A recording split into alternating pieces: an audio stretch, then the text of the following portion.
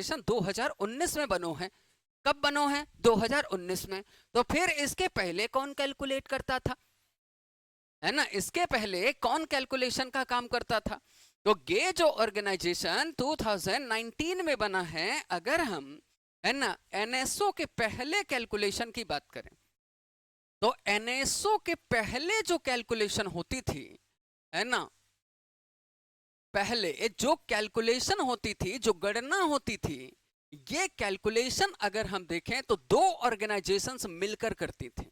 कितनी ऑर्गेनाइजेशंस? दो, है ना। और जो ये दो ऑर्गेनाइजेशंस या दो संगठन, है ना, मिलकर इसे कैलकुलेट करते थे, है ना, उसी में से एक ऑर्गेनाइजेशन का नाम क्या है? एक का नाम है सीएसओ, और एक जो ऑर्गेनाइजेशन पहले हुआ करती थी, इसका नाम है एनएसएसओ, है ना। तो 2019 के पहले ये जो सारा काम एनएसओ अभी तक कर रहा था, नेशनल इनकम को भी वही काउंट कर रहा हो, है ना, अनएम्प्लॉयमेंट को भी वही काउंट कर रहा हो। इसके अलावा आपने देखा कि जो इन्फ्लेशन यानी महंगाई है, उसको भी कैलकुलेट करने का काम कौन कर रहा है? एनएसओ कर रहा है। लेकिन 2019 के पहले जब एनएसओ नहीं था, तो ये काम भारत में दो ऑर्गेनाइजेशन मिलकर करती थी, है ना। और जो दो ऑर्गेनाइजेशन मिलकर काम करती थी, उनमें से एक का नाम क्या है? सीएसओ, और एक का नाम क्या है बताइए? एनएसएसओ, है ना। अगर हम सीएसओ की बात करें, तो इसका जो फुल फॉर्म होता है वो होता है सेंट्रल स्टैटिस्टिकल ऑर्गेनाइजेशन और ऑफिस, है ना। कहीं कहीं पर ऑर्गेनाइजेशन मिलेगा, कहीं कहीं पर ऑफिस। तो राष्ट्रीय सांख्यिकी संगठन या राष्ट्रीय सांख्यिकी कार्यालय, है ना। और ये जो ऑर्गेनाइजेशन है, ये इस ऑर्गेनाइजेशन की अगर हम बात करें, तो इट वाज एस्टैब्लिश्ड, इसकी स्थापना की गई थी 1951, 1951 में। कब स्टैब्लिश हुआ था ये? 1951 में इसको स्टैब्लिश किया गया था। इसका मतलब है कि 2019 के पहले जो ऑर्गेनाइजेशन था, वो तो बहुत पहले बना हुआ है, और तब से वो कैलकुलेशन का काम करता था। अरे हाँ कि ना? अरे हाँ कि ना? है ना। अब उसके बाद अगर हम देखें, तो इसका हेडक्वार्टर कहां पर है? तो इसका हेडक्वार्टर हमें देखने को मिलता है वही न्यू दिल्ली। कहां पर हेडक्वार्टर? न्यू दिल्ली, है ना। नई दिल्ली में इसका हेडक्वार्टर है ना। अब ये जो सीएसओ था, ये सीएसओ क्या काम करता था? तो सीएसओ के दो काम थे। कितने काम थे इसके? दो काम, है ना। और जो ये दो काम करता था भैया, कौन? सीएसओ, है ना। ये जो सीएसओ के दो फंक्शन, यानी कि इसके जो आप काम देख रहे हैं, ये दो काम करता था। एक काम करता था कैलकुलेशन ऑफ नेशनल इनकम। तो ये जो नेशनल इनकम यानी राष्ट्रीय आय है, उसको कैलकुलेट करने का काम कौन करता था? तो ये करता था सीएसओ। और दूसरा काम था इसका क्या? दूसरा ये काम ये करता था कि ये कैलकुलेशन करता था साथ ही इन्फ्लेशन का, यानी कि ये कैलकुलेशन करता था मुद्रास्फीति का।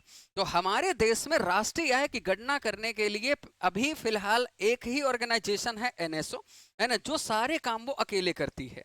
लेकिन उसके पहले दो ऑर्गेनाइजेशन थी, जिसमें से एक का नाम क्या है? सीएसओ, और एक का नाम क्या है बताइए? एनएसएसओ, है ना। अब सीएसओ के बारे में क्या बताया? सेंट्रल स्टैटिस्टिकल ऑर्गेनाइजेशन ऑफिस, है ना। और ये कब स्टैब्लिश हुआ है? 1951 में। और हेडक्वार्टर कहां पर इसका? नई दिल्ली में। और ये दो काम किया करता था।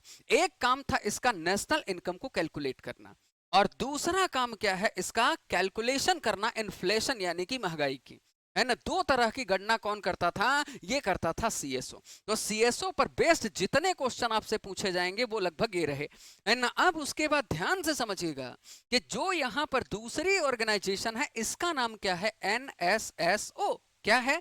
एनएसएसओ। और इसका फुल फॉर्म होता है, सबसे पहले तो नेशनल सैंपल, इसका फुल फॉर्म होता है नेशनल सैंपल सर्वे ऑर्गेनाइजेशन और ऑफिस, यानी राष्ट्रीय नमूना सर्वेक्षण संगठन। कौन सा है ऑर्गेनाइजेशन? राष्ट्रीय नमूना सर्वेक्षण संगठन, यानी कि एनएसएसओ, है ना। अब ये जो एनएसएसओ है ना, है ना, इसके बारे में ये कहा जाता है कि इसको कब स्टैब्लिश किया गया था? So it was established in 1950, यानी ये तो 1950 में ही स्टैब्लिश हो गया था। कब स्टैब्लिश हो गया था ये बताइए? तो ये 1950 में स्टैब्लिश हुआ था। कौन सा? एनएसएसओ। अरे बताइए हाँ कि ना, है ना। और दूसरा अगर हम देखें तो इसका जो काम होता था, इसका अगर आप फंक्शन देखें तो इसका जो फंक्शन होता था वो ये होता था कि एक तो क्या करता था कि ये, है ना, डाटा कलेक्ट करने का काम करता था। क्या करता था? डेटा कलेक्ट करता था, अलग अलग जगहों से कहां से कितनी इनकम आ रही है ना, उस डाटा को कलेक्ट करने का काम किसका है? इसका है ना, एनएसएसओ का। अभी आप देख रहे थे कि जो एनएसओ है ना, जो एनएसओ है ये सारे काम अकेले कर रहा है। डाटा कलेक्ट भी कर रहा है, अनएम्प्लॉयमेंट पर रिपोर्ट भी दे रहा है ना, इन्फ्लेशन को भी काउंट कर रहा है, एनआई को भी कैलकुलेट कर रहा है। लेकिन जब हमने वहां पर देखा तो आप देखिए सीएसओ और एनएसएसओ के काम बटे हुए हैं, है ना। अब सीएसओ का काम क्या है? नेशनल इनकम को कैलकुलेट करना और इन्फ्लेशन यानी कि महंगाई को बताना, है ना। जबकि एनएसएसओ में आपने देखा कि इसका एक जो काम होता है वो होता है डाटा कलेक्ट करना, और डाटा कलेक्ट करने के बाद ये भेजता था किसको? सीएसओ को, और सीएसओ तब जाकर उसकी कैलकुलेशन करता था, है ना। इस तरह से बताई जाती थी हमारे यहाँ पर क्या? नेशनल इनकम, है ना। और दूसरा जो इसका काम होता था वो ये होता था कि ये रिपोर्ट बताता था कि अभी हमारे यहां पर मेडिकल की क्या कंडीशन है। मेडिकल सेक्टर पर रिपोर्ट कौन बनाता था? एनएसएसओ, है ना। मतलब कि स्वास्थ्य क्षेत्र में, है ना, जो कुछ भी चल रहा है उस पर काम कौन करता था? एनएसएसओ, है ना। दूसरा एजुकेशन जो हमारा सेक्टर है, शिक्षा, है ना, इस एजुकेशन सेक्टर पर भी काम करने के लिए कौन रिस्पॉन्सिबल था? एनएसएसओ। इसके अलावा अनएम्प्लॉयमेंट यानी कि जो बेरोजगारी है ना, इस पर भी बात करने के लिए कौन रिपोर्ट तैयार करता था? तो वो था एनएसएसओ। कौन था? एनएसएसओ। तो देखिए 2019 के पहले जो कैलकुलेशन होती थी वो दो ऑर्गेनाइजेशन मिलकर कर रही हैं, है ना। एक ऑर्गेनाइजेशन कौन सी है? सीएसओ। और एक ऑर्गेनाइजेशन कौन सी है बताइए? तो वो है एनएसएसओ। अरे कौन कौन सी ऑर्गेनाइजेशन? एक है सीएसओ और एक ऑर्गेनाइजेशन कौन सी है? एनएसएसओ। जबकि आज के समय पर केवल एक ही ऑर्गेनाइजेशन सारे काम करती है और उस ऑर्गेनाइजेशन का नाम क्या है? एनएसओ। अरे बोलिए हाँ कि ना, है ना। अब उसके बाद अगर हम देखें तो यहां पर कुछ इंटरेस्टिंग बात है, और इंटरेस्टिंग बात यह है कि 2019 के पहले आप देख रहे हैं सीएसओ और एनएसएसओ दो ऑर्गेनाइजेशन काम कर रही हैं। अरे हाँ कि ना, अरे हाँ कि ना, अरे हाँ, खाओ कसम बगल वाले की, हाँ, है ना, वेरी गुड। अब ये जो दो अलग अलग ऑर्गेनाइजेशन काम कर रही हैं 2019 के पहले, इनके साथ बड़ा बुरा हुआ। और बुरा किसने किया? स्वाभाविक सी बात है, सरकार ने, है ना, मोदी सरकार आ गई थी। तो 2019 में क्या हुआ कि 23 मई 23 में 2019 को क्या हुआ कि जो आप देख रहे थे ना सीएसओ, और एक आपने देखा क्या? एनएसएसओ, है ना, इन दोनों को उठाकर मर्ज कर दिया गया, इन दोनों को उठाकर इनका विलय कर दिया गया। सरकार ने कहा दो ऑर्गेनाइजेशन की जरूरत नहीं है, दो ऑर्गेनाइजेशन की जरूरत है ही नहीं भाई। एनएसएसओ वहां अपना काम कर रही है, सीएसओ यहां अपना काम कर रहा है, दो अलग अलग काम काई को कर रहे हैं? हमें एक जगह पर सारे काम चाहिए। और ऐसा कौन कह रही है? ऐसा सरकार कह रही है। आप लोग मेरी तरफ ऐसा मत देखो कि मैं कह रही हूं मुझे घेर लो। कौन कह रही है ऐसा? सरकार। तो मर्ज कर दिया 23 मई 2019 को उठाकर इन दोनों ऑर्गेनाइजेशन को और एक नया संस्थान बना दिया मर्ज करके, और इसी को हम लोग कहते हैं एनएसओ। ये जो एनएसओ 2019 में बना है वो इन दोनों ऑर्गेनाइजेशंस को मर्ज करके बनाया गया है ना। अरे हाँ कि ना। तो पहले कैलकुलेशन दो ऑर्गेनाइजेशन करती थी, अब कैलकुलेशन एक ऑर्गेनाइजेशन करता है ना। इसके बारे में आपको बहुत अच्छे से समझना है, और इस पर जितने क्वेश्चंस आपसे पूछे जाएंगे, है ना, उन सभी क्वेश्चंस को अच्छे से यहां पर क्रैक करते हुए चलना है। तो बताइए यहां तक की कहानी आपको समझ में आई कि नहीं आई? अरे बताइए यहां तक की कहानी सबको क्लियर है क्या? अरे यहां तक की कहानी सबको क्लियर है क्या? बोलो हाँ कि ना, है ना, क्लियर है। तो अब उसके बाद हम लोग आगे बढ़ सकते हैं क्या? आगे बढ़े क्या? और अब हमें बढ़ना है कि जब ये कैलकुलेशन करते हैं तो क्या ऐसा ही कुछ भी उठा के काउंट कर लेते हैं क्या? कैलकुलेशन के कुछ मेथड्स हैं, है ना, उन मेथड्स का यूज करके नेशनल इनकम को काउंट किया जाता है। अब जो हमें पढ़ना है वो है मेथड्स। तो हेडिंग बनाएंगे मेथड्स ऑफ कैलकुलेशन, गणना की विधियां। मेथड्स ऑफ कैलकुलेशन, गणना की विधियां। मेथड्स ऑफ कैलकुलेशन, गणना की विधियां।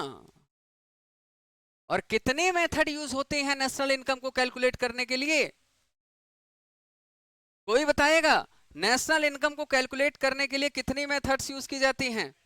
3 मेथड यूज होती हैं। 16 मेथड यूज होती हैं। हाँ, कितनी मेथड्स होती हैं? 3 मेथड होती हैं। पक्का? पक्का 3 ही होती हैं? कौन कौन से?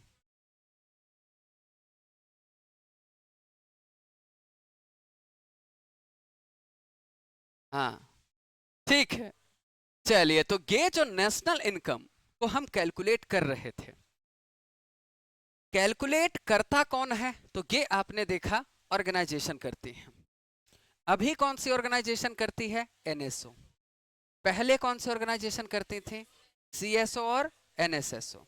अच्छा, सीएसओ उसमें क्या काउंट करती थी? 2 चीजें। क्या? एक नेशनल इनकम और दूसरा इन्फ्लेशन, है ना। और हमारे यहाँ पर एजुकेशन सेक्टर कैसा है, मेडिकल कैसा है, अनएम्प्लॉयमेंट मतलब बेरोजगारी की स्थिति क्या है, ये सारे काम किसके थे? एनएसएसओ। और नेशनल इनकम का डाटा कौन कलेक्ट करके लाता था? एनएसएसओ। और फिर वो देता था किसको? सीएसओ को। और फिर कैलकुलेशन होती थी। किस ईयर में दोनों को मर्ज कर दिया गया? 2019 में। और नई ऑर्गेनाइजेशन बना दी गई, कौन सी? एनएसओ। एनएसओ क्या काम करता है? एनएसओ जो ये दोनों मिलकर काम करते थे, एनएसओ अब वो सारे काम अकेला ही करता है ना। अब उसके बाद जब हम देखते हैं कि नेशनल इनकम को कैलकुलेट करने की मेथड कितनी है, तो यहां पर 3 मेथड्स बेसिकली यूज होती हैं। कितनी मेथड्स हैं? 3, है ना। अब ये जो 3 मेथड हैं उसमें से पहले मेथड को हम लोग कहते हैं प्रोडक्शन मेथड। क्या बोलते हैं? Production method. और इसे हिंदी में लिखा जाता है उत्पादन विधि। उत्पादन विधि। दूसरे नंबर पर जो मेथड आती है उसको हम लोग कहते हैं इनकम मेथड। और इनकम मेथड की अगर बात की जाए तो इसे लिखा जाता है आय विधि। आय विधि। और तीसरे नंबर पर जो मेथड यूज की जाती है इसको लिखा जाता है एक्सपेंडिचर मेथड। Expenditure method. और इसे क्या लिखा जाता है? व्यय विधि। तो आप मुझे बताइए कि जब भी नेशनल इनकम को ये ऑर्गेनाइजेशन कैलकुलेट करती हैं तो कुछ ना कुछ तरीके अपनाती होंगी। अरे हाँ, और उन्हीं तरीकों को हम लोग क्या कहते हैं? मेथड्स कहते हैं। और कितनी मेथड या कितने तरीके इस्तेमाल किए जाते हैं? 3, है ना। जिसमें से पहले को हमने क्या बोला? प्रोडक्शन मेथड, है ना। दूसरी कौन सी हो गई? Income method. और तीसरी मेथड कौन सी हो गई? एक्सपेंडिचर, है ना। एक एक करके सभी तीनों हम मेथड को समझने की कोशिश करते हैं। बहुत ध्यान से समझिएगा, है ना। सबसे पहले मेथड की बात करें तो पहली मेथड कौन सी है? बताइए। प्रोडक्शन। अरे पहली मेथड कौन सी है? प्रोडक्शन। और प्रोडक्शन मेथड में होता क्या है कि प्रोडक्शन किन चीजों का होता है? बताइए। या तो गुड्स का होगा या तो सर्विस का। या तो गुड्स का प्रोडक्शन होगा या तो किसका होगा? सर्विसेज का। या तो वस्तुओं का उत्पादन होगा या तो सेवाओं का उत्पादन होगा। इसमें क्या किया जाता है कि जो गुड्स एंड सर्विसेज हैं, वस्तु एवं जो सेवा है, जो गुड्स एंड सर्विसेज प्रोड्यूस हुई हैं, जितना उत्पादन हुआ है, इनकी कैलकुलेशन सेपरेट कर दी जाती है।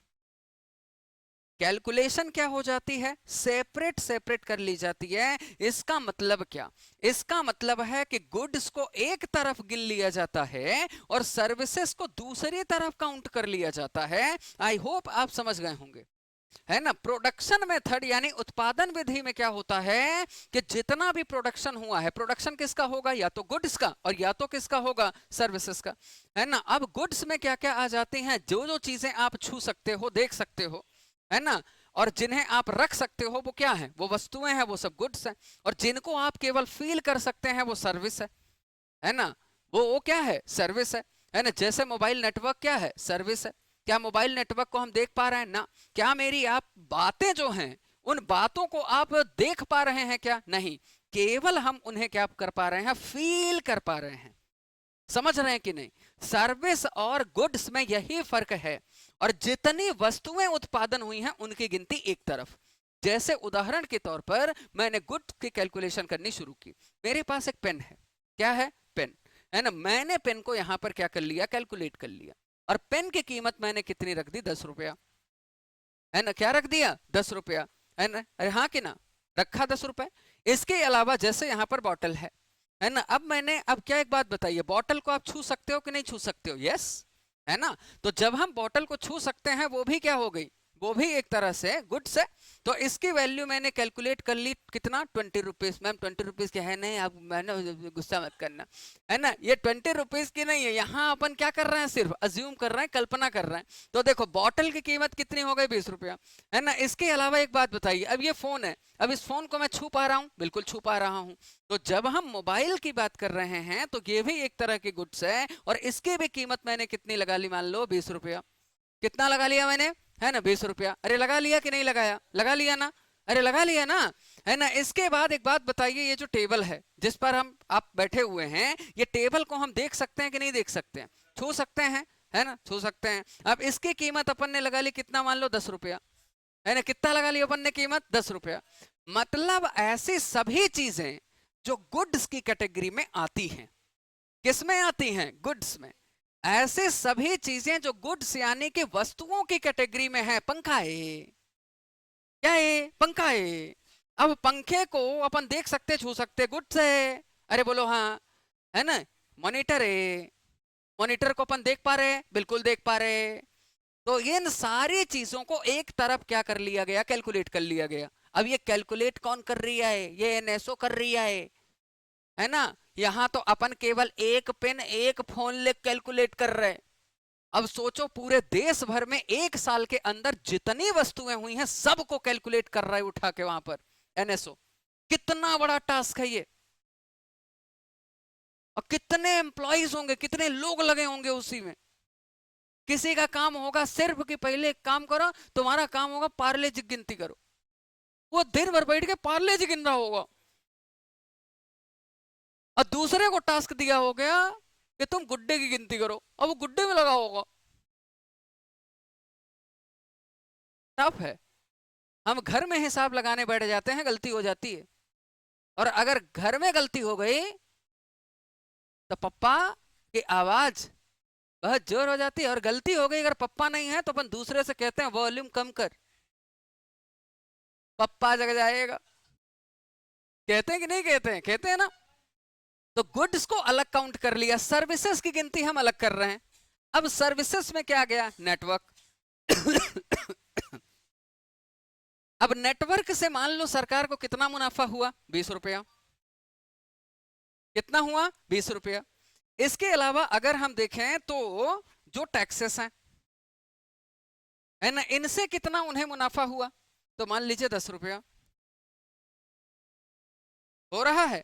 इसके अलावा अगर हम देखें तो सर्विसेज के अंतर्गत और कौन कौन सी चीजें आ जाती हैं, तो जैसे आ जाता है ट्रांसपोर्टेशन, है ना, ट्रांसपोर्टेशन आ जाता है ना। मतलब कि जो हमारी यात्राएं होती हैं ये किसका पार्ट है, ये सर्विसेज का हिस्सा है। और मान लीजिए सरकार को यहां से इनकम कितनी हो रही है, 20 रुपया, अरे हाँ कि ना। बस जो है या ट्रेन जो है वो गुड है, वो वस्तुएं हैं। अगर मैं एक पर्टिकुलर बस की बात करूंगा तो बस क्या है, एक वस्तु है। ट्रेन की बात करूं तो वो क्या है, एक वस्तु है। लेकिन वो जो हमें एक जगह से दूसरे जगह पर छोड़ने और ले जाने का काम कर रही, वो उसकी सर्विस है। इसे हम कहते हैं ट्रांसपोर्टेशन। यहां मैंने बस नहीं लिखा है, यहां मैंने ट्रांसपोर्टेशन लिखा है, और यह शब्द अपने आप में सर्विस को रिप्रेजेंट कर रहा है ना। जब आपने देखा कि गुड्स की कैलकुलेशन अलग और सर्विसेज की कैलकुलेशन अलग कर दी गई, तो हम ये बता सकते हैं कि हमारे देश में टोटल इनकम कितनी हुई है। भाई गुड्स को आप अलग काउंट कर लो, सर्विस को आप अलग काउंट कर लो, दोनों को ऐड कर दो, वही क्या है, नेशनल इनकम। अरे हाँ कि ना। तो जो सबसे पहली मेथड यूज होती है, एनएसओ जिस मेथड को यूज करती है, वो मेथड कौन सी होती है, प्रोडक्शन मेथड। कौन सी मेथड होती है बताइए, प्रोडक्शन। और प्रोडक्शन मेथड में क्या हो रहा है कि वस्तुओं का मूल्य अलग गिना जा रहा है और सेवाओं का मूल्य अलग, है ना। और दोनों का जो भी मूल्य, जो भी वैल्यू आया, दोनों को उठाकर एक जगह पर रखकर हमने क्या कर दिया, कैलकुलेट कर दिया, गिनती कर दी, और जो वैल्यू आई वही हमारी क्या है, इनकम है। अरे बोलिए हाँ कि ना, है इनकम। अब उसके बाद हम बढ़ रहे हो कहाँ, आगे। और जब हम आगे बढ़ते हैं तो अगली मेथड कौन सी आ जाती है बताइए, इनकम। अरे कौन सी मेथड आ गई, इनकम मेथड, जिसको हम लोग क्या कहते हैं, आय विधि। इस मेथड को हम लोग क्या कहते हैं, आय विधि। अब देखो इसमें क्या होता है, इस मेथड में एनएसओ ये काम करता है। कौन काम करता है, एनएसओ। इसीलिए बार बार बुलवा रहा हूं, कुछ देर बाद खुद ही याद हो जाए, हाँ एनएसओ ही तो है ना। तो इस मेथड का यूज कौन करता है, एनएसओ, है ना। और इनकम मेथड में क्या होता है कि जो अलग अलग सेक्टर से इनकम आ रही है, सेक्टर्स के इनकम को इसमें ऐड कर दिया जाता है। और आप जानते हो कि हमारी इकोनॉमी में कितने सेक्टर होते हैं, 5। हमारी इकोनॉमी में टोटल कितने सेक्टर हैं बताइए, टोटल सेक्टर है 5, है ना। जिसमें से पहले सेक्टर को हम क्या कहते हैं, प्राइमरी। और प्राइमरी सेक्टर में क्या आ जाता है, एग्रीकल्चर। अरे क्या आ जाता है, एग्रीकल्चर। बोलिए हाँ कि ना। मान लीजिए प्राइमरी सेक्टर से सरकार के पास कितना आ गया, 100 रुपया। अरे कितना आ गया, 100 रुपया आ गया ना सरकार के पास। प्राइमरी सेक्टर, प्राइमरी सेक्टर का मतलब होता है कि इसमें हम उन चीजों को रखते हैं जो हमें प्रकृति ने दिए हुए हैं, जैसे जमीनें। जमीन नहीं देंगे तो खेती कैसे होगी, जमीन नहीं होगी तो क्या खेती कर पाएंगे, क्या, नहीं। जो चीजें हमें प्रकृति से मिली हैं, जो चीजें हमें डायरेक्टली अर्थ से मिली हैं, उन्हीं को हम कहते हैं प्राइमरी सेक्टर। क्या कहते हैं, प्राइमरी सेक्टर। और इसमें क्या आ जाता है, एग्रीकल्चर, है ना। एग्रीकल्चर ये सिर्फ नहीं आता, बहुत कुछ आता है। और हमने इसको थोड़ा सा डिटेल में पढ़ा भी है कि एग्रीकल्चर के साथ साथ इसमें माइनिंग भी आता है ना। फिशरीज भी इसमें आता है ना। एनिमल हस्बेंड्री भी इसमें आता है, एएच भी आता है इसमें। अरे आता है कि नहीं आता है, आता है ना। ये सारी चीजों को मिलाकर बनता है प्राइमरी सेक्टर। एक बात बताओ, माइनिंग मतलब कि हम मिनरल्स निकालते हैं। मिनरल्स हमने बनाया है कि हमें प्रकृति ने दिया है, प्रकृति ने दिया है, हम उसे केवल निकाल रहे हैं। तो वो सब कहां पर आ जाती हैं, प्राइमरी सेक्टर। तो प्राइमरी सेक्टर से मान लीजिए टोटल इनकम कितनी हो रही है, 100, है ना। अब दूसरा सेक्टर कौन सा हो गया, सेकेंडरी, है ना। और जो ये सेकेंडरी सेक्टर है, इस सेकेंडरी सेक्टर में क्या आ जाती हैं, इंडस्ट्रीज, है ना। इसमें आ जाते हैं सारे के सारे उद्योग, जितने भी कारखाने हैं, जितनी फैक्ट्रियां हैं, जितनी कंपनियां हैं देश भर में, उन सभी से जितना पैसा आया, उसे हम कहते हैं सेकेंडरी सेक्टर। क्या बोलते हैं, सेकेंडरी सेक्टर। अरे बोलिए हाँ कि ना, है ना। और सिर्फ इंडस्ट्रीज ही बस नहीं है, gas, water and electricity supply, ये सारी चीजें किसमें आ जाती हैं, ये हैं सेकेंडरी सेक्टर में। जहां पर कुल मिलाकर ना मशीनों का इस्तेमाल होता है। देखो प्राइमरी सेक्टर का मतलब होता है जो चीजें हमें प्रकृति से मिली, और सेकेंडरी का मतलब होता है कि जहां पर हमने मशीनों के द्वारा उनमें बदलाव कर दिया, वो है सेकेंडरी सेक्टर। इसीलिए आ जाती हैं यहां पर क्या, इंडस्ट्रीज आती हैं। एक बात बताओ, हमने एग्रीकल्चर किया, है ना, क्या हमने उगाया, मान लो हम लोगों ने गेहूं की खेती की।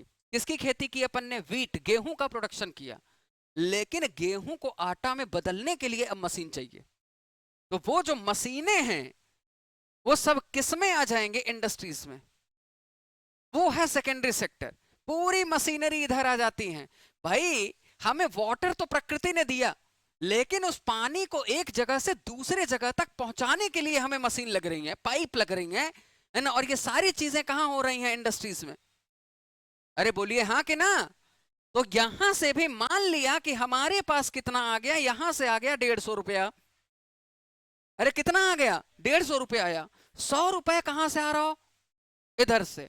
150 रुपए कहां से आ रहा हो? इधर से, है ना। और तीसरा जो सेक्टर होता है इसे हम लोग कहते हैं टर्सरी सेक्टर। और जो टर्सरी सेक्टर होता है इसको हम लोग बोलते हैं, इसमें आ जाती हैं सारी की सारी सर्विसेज। जो पैसा सर्विसेज देने के बदले में सरकार को मिलता है उसे हम लोग क्या कहते हैं? सर्विसेज। उसे हम टर्सरी सेक्टर कहते हैं। और सबसे ज्यादा बेनिफिट गवर्नमेंट को यहीं से होता है। मैंने ये बताया था आपको, सबसे ज्यादा इनकम प्रोड्यूस करने वाला सेक्टर कौन सा है? टर्सरी सेक्टर है। इसमें क्या क्या आ जाता है? तो इसमें आ जाएगा रेलवे, है ना। रेलवे आ गया, है ना। रेलवे के साथ साथ जो ट्रांसपोर्टेशन, लोकल ट्रांसपोर्टेशन, इसके अलावा एजुकेशन, हॉस्पिटैलिटी, हॉस्पिटल्स, है ना। फिर उसके बाद रेस्टोरेंट, जो रेस्टोरेंट्स हैं वो आ गए, है ना। ये सारी चीजें जो आ गई वो कहां पर आ गई? ये आ गई हमारी टर्सरी सेक्टर में। कहां पर आ गई? टर्सरी सेक्टर में आ गई। भाई सरकार ट्रेन चला रही है तो किराया भी तो लेती है। तो जो किराए से इनकम उनको हो रही है वो किस सेक्टर में जा रहा है? वो जा रहा है टर्सरी सेक्टर में। कहां पर? टर्सरी, है ना। लोकल जो बस चलती हैं, है ना, रेड बस वगैरह, है ना, इनसे जो इनकम हो रही है वो कहां जाएंगी? सर्विस सेक्टर, टर्सरी सेक्टर, है ना। रेस्टोरेंट वगैरह में हम जाते हैं, हम पे करते हैं सर्विस का पैसा। अभी आपने सुना और पढ़ा होगा, 3 दिन पहले की ये खबर है, 3 दिन पहले की ये खबर है कि अभी दिल्ली हाई कोर्ट ने एक अहम फैसला सुनाया है। और दिल्ली हाई कोर्ट का जो अहम फैसला है वो ये है कि अब कोई भी रेस्टोरेंट, है ना, अपने मन से सर्विस चार्ज को ऐड नहीं कर सकते हैं। सर्विस चार्ज पे करना ये कस्टमर पर डिपेंड करता है। इफ कस्टमर वांट्स टू पे, अगर कोई ग्राहक पे करना चाहे तो आप उसे बिल में मेंशन करिए। लेकिन कोई आके बैठा और आपने पहले ही सर्विस चार्ज मेंशन कर दिया कि जितना खाएंगे, जितना बनेगा, सर्विस चार्ज तो इतना देके ही जाएगा, वो अब आप नहीं कर सकते। और इसके अलावा आप देखें कि भोजन करने के बाद जो वेटर्स होते हैं उनको टिप अलग दो। मतलब सर्विस चार्ज का पैसा पहले ही ले लिया और टिप अलग दिलवा रहे। मतलब उनको ना देना पड़े, वो सर्विस जो चार्ज आपने दिया वो रेस्टोरेंट का फायदा, और जो टिप दिया वो वर्कर का फायदा। तो इसे वहां पर बैन किया गया है दिल्ली में। और उम्मीद है कि जल्द ही पूरे जगह पर शायद ये प्रोसेस फॉलो कर दी जाएगी। अरे समझ पा रहे हैं क्या? अब मान लीजिए कि यहां से सरकार के पास आया 200 रुपया। कितना आया? 200 रुपया। अब हमारे पास दो सेक्टर और बचे, एक आ जाता है फोर्थ सेक्टर और एक आ जाता है फिफ्थ सेक्टर। अच्छा, फोर्थ सेक्टर में क्या क्या आता है बताइए? फोर्थ सेक्टर में आता है रिसर्च एंड डेवलपमेंट। मतलब हमारे यहां पर जो अनुसंधान, जो रिसर्च हो रही हैं, है ना, जो रिसर्च हो रहे हैं, जैसे इसरो है, डीआरडीओ है ना, ये रिसर्च कर रहे हैं, यहां से जो इनकम आ रही है सरकार के पास वो जा रहा है फोर्थ सेक्टर में। फोर्थ सेक्टर का पैसा अलग कैलकुलेट कर लिया और मान लीजिए कि यहां से लगभग कितना आया, तो यहां से भी मान लिया हमने फोर्थ सेक्टर से आया यहां पर 100 रुपया, है ना। और फिफ्थ सेक्टर में कौन आ जाता है बताइए? फिफ्थ सेक्टर में आ जाते हैं ऐसे लोग जो पॉलिसी बनाते हैं, पॉलिसी मेकिंग वाले लोग आते हैं, जिनका काम है केवल एक जगह पर बैठ के केवल बस सोचना। वो एक जगह पर बैठे बैठे केवल सोचेंगे पैसा निकालना कैसे है, और उनके आइडियाज से पैसे आते हैं। और मान लीजिए कि यहां से भी लगभग कितना आ गया, यहां से आ गया 50 रुपया। अब इन सभी अलग अलग सेक्टर को जोड़ दोगे तो भी तो नेशनल इनकम निकल गई ना। चाहे गुड्स को अलग कैलकुलेट कर दो, सर्विस को अलग कैलकुलेट कर दो, तब भी नेशनल इनकम मिल जाएगी। और चाहे सारे सेक्टर के पैसे को अलग अलग करके आप एक जगह पर लाकर जोड़ दीजिए, तब भी क्या होगा? अरे नेशनल इनकम तो वही रहेगी ना। अरे बोला, अरे बोला, गुड। और लास्ट में जो मेथड इस्तेमाल की जाती है, उस मेथड को हम लोग कहते हैं एक्सपेंडिचर मेथड। और एक्सपेंडिचर मेथड में होता क्या है कि जितनी इनकम हुई है उस इनकम में माइनस कर दीजिए एक्सपेंसेस, खर्च। क्या घटा दीजिए? खर्च घटा दीजिए। भाई जितनी इनकम हुई है एक्सपेंसेस को क्या कर दीजिए? घटा दीजिए। क्योंकि एक्सपेंसेस को जब आप फिर से ले आकर उसी में जोड़ देंगे तो वही वैल्यू हमें घूम फिर के फिर मिल जाएगी। तो तीन तरह की मेथड यूज की जाती है नेशनल इनकम को कैलकुलेट करने में। पहली मेथड कौन सी बताइए? प्रोडक्शन। अरे पहली मेथड कौन सी? प्रोडक्शन। और प्रोडक्शन मेथड में क्या होता है? गुड्स को अलग कैलकुलेट कर लो, सर्विसेज को अलग। अरे बोलिए हाँ कि ना? अरे बोलिए हाँ कि ना? दूसरी मेथड कौन सी होती है? इनकम। और इनकम मेथड में क्या होता है कि सारे सेक्टर्स से आने वाली इनकम को अलग अलग कैलकुलेट कर लेते हैं और नेशनल इनकम निकाल लेते हैं। कौन सा मेथड है जिसमें सभी सेक्टर की इनकम को जोड़कर कैलकुलेशन की जाती है? Income method. और जिसमें एक्सपेंडिचर यानी खर्च वगैरह को देखकर कैलकुलेशन होती है, एक्सपेंडिचर मेथड। कितनी तरह के मेथड हो गई? तीन। कैलकुलेशन करता कौन है? ऑर्गेनाइजेशन, जिसका नाम क्या है? एनएसओ। अरे कौन सा ऑर्गेनाइजेशन करता है? एनएसओ। कब बना है एनएसओ? 2019 में बना है। क्या काम करता है एनएसओ? सारे काम। क्या? नेशनल इनकम को कैलकुलेट करना, महंगाई को गिनना, है ना, डाटा कलेक्ट करना, और इसके अलावा और क्या है ना, अनएम्प्लॉयमेंट, बेरोजगारी वगैरह संबंधित आंकड़े देना। पहले सोचो बेरोजगारी संबंधित आंकड़े कौन दे रहा था? एनएसएसओ। सरकार ने एनएसएसओ खत्म करके उसी को बेरोजगार कर दिया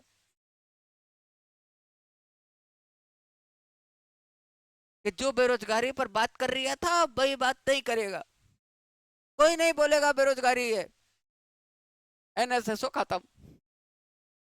अरे समझे क्या? अरे समझे क्या? अच्छा, सीएसओ कब बना था? 51। और एनएसएसओ कब बना था? 50।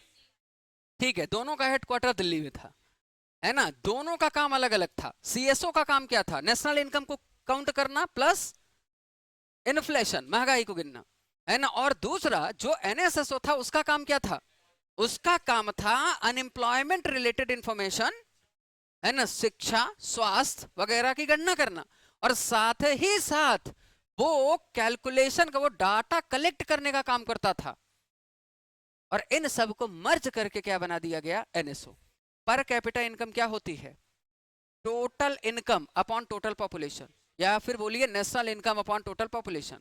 देश भर में जितनी भी आय हुई है उसको पॉपुलेशन से डिवाइड कर दीजिए, that is per capita income. और पर कैपिटा इनकम अभी भारत में कितनी है? 1,70,000 के लगभग। मध्य प्रदेश में कितनी है? 1,52,000 के आसपास। सबसे पहली बार पर कैपिटा इनकम किसने बताई थी? दादा भाई नौरोजी ने। कितनी थी हमारी पर कैपिटा इनकम? 20 रुपया, है ना। फिर पिंडले सिराज ने कितना बताया था? 49 rupees. Professor VK RV Rao ने कितना बताया था? 62 रुपीज। और नेशनल इनकम कमेटी ने कितना बताया था? 247 रुपए। अरे बोलिए हाँ कि ना? देखिए, आपको याद तो हो गया क्लास में, है ना। अगली क्लास में हमारी जो चर्चा होगी अब दो गंभीर मुद्दों पर होगी। एक, कल हम लोग बात करेंगे गरीबी पर, पॉवर्टी, है ना। और फिर उसके बाद बात करेंगे हम लोग बेरोजगारी पर, अनएम्प्लॉयमेंट। और इसी तरह से हम क्रम में जो है वो टॉपिक्स लेकर चलते रहेंगे। तो इस सेशन के लिए आप सभी का, इस उत्साह के लिए बहुत बहुत आभार। और पढ़िएगा, एक बार क्वेश्चंस लगाइएगा, जहां पर भी आपको दिक्कत या फिर डाउट्स हो आप पूछते रहिएगा। आपके प्रश्नों का मुझे इंतजार रहेगा। मिलते हैं हम लोग नेक्स्ट सेशन में कुछ अच्छी मजेदार बातों के साथ। Thank you very much and शुभ रात्रि। Thank you.